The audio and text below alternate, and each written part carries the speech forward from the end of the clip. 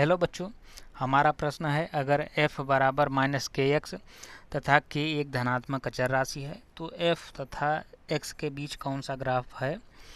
इसके उत्तर कुछ इस प्रकार a b c d दिए गए हैं जो कि ग्राफ के फॉर्म में प्रदर्शित हैं। चलिए इस प्रश्न को हल करते हैं। प्रश्न में दिया गया है f बराबर माइनस के एक्स तथा हमें बताया गया है कि ये k जो है एक अचर राशि है, के जो है एक अचर राशि है। तो यफ जो है हमारा माइनस एक्स पर जो है डायरेक्टली जो है निर्भर करेगा।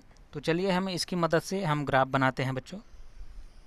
ये आपका हो गया एफ, ये हो गया एक्स।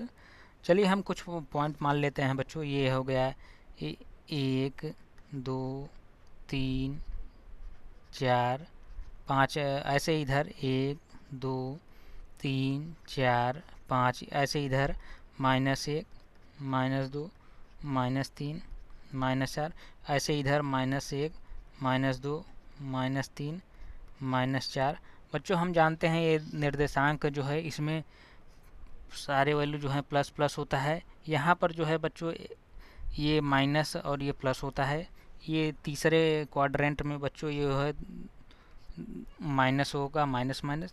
ये चौथे क्वाड्रेंट में बच्चों प्लस और माइनस होता है।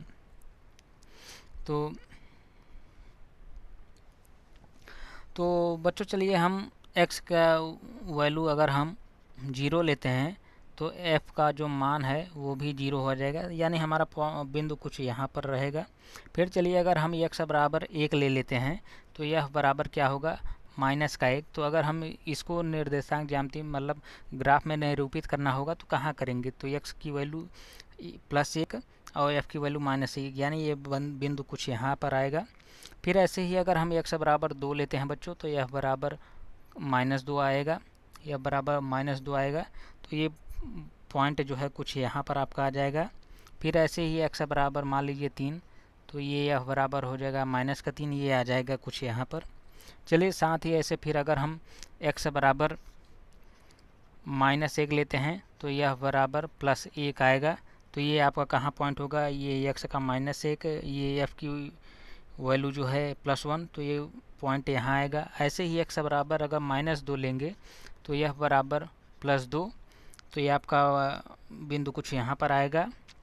x बराबर -3 लेंगे तो यह बराबर जो है आपका +3 आएगा, तो ये बिंदु कुछ यहाँ होगा। अगर हम इस सारे बिंदुओं को मिला देंगे तो हमारा जो ग्राफ होगा कुछ इस प्रकार बनेगा।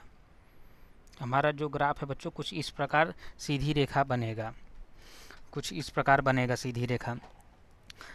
यानी कि जो ऑप्शन डी है इसका ये करेक्ट आंसर है। अतः इस प्रश्न का जो उत्तर है वो बच्चों डी है।